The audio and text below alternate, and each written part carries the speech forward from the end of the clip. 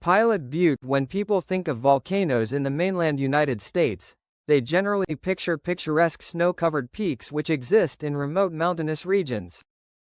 While this does describe the majority of our nation's largest volcanoes, it does not describe a volcano which strangely exists not adjacent to but within a major U.S. city.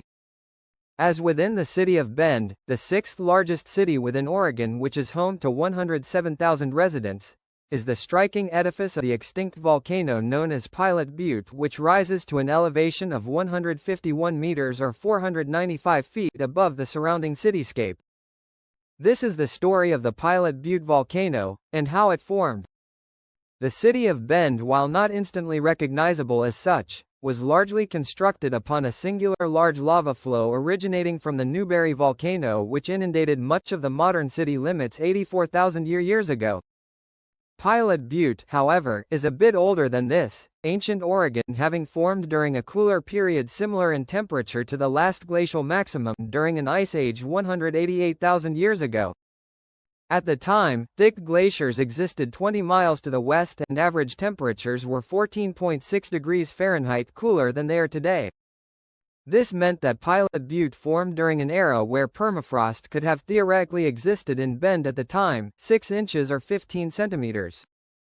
Finally, as shallow magma interacted with a layer of thin permafrost, this frozen water flashed to steam, expanded by a factor of 1,468, built in pressure and then broke the ground above it, exploding upwards and produced a series of mile-high ash plumes. A loud ancient eruption rumbling soon became audible, as molten rock rose through the gap created by these explosions.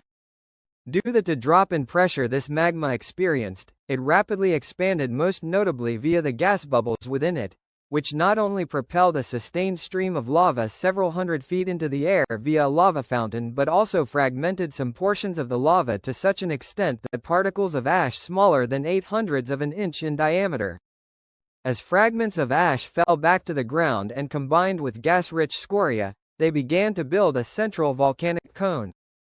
Erupting at a rate of 57.5 cubic meters per second, within only 24 hours this cone had already grown to a height of 57 meters or 187 feet.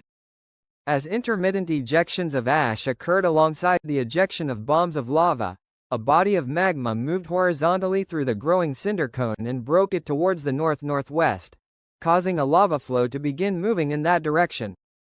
With a composition of basaltic andesite, this lava slowly flowed to the north, creating an expanding lava field that would eventually develop to average 26.2 feet thick.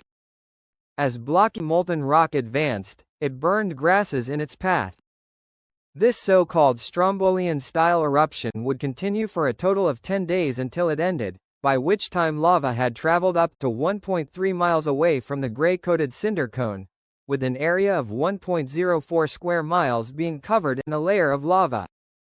This cinder cone would degas for several years thereafter while its associated lava flows cooled, but would never erupt again.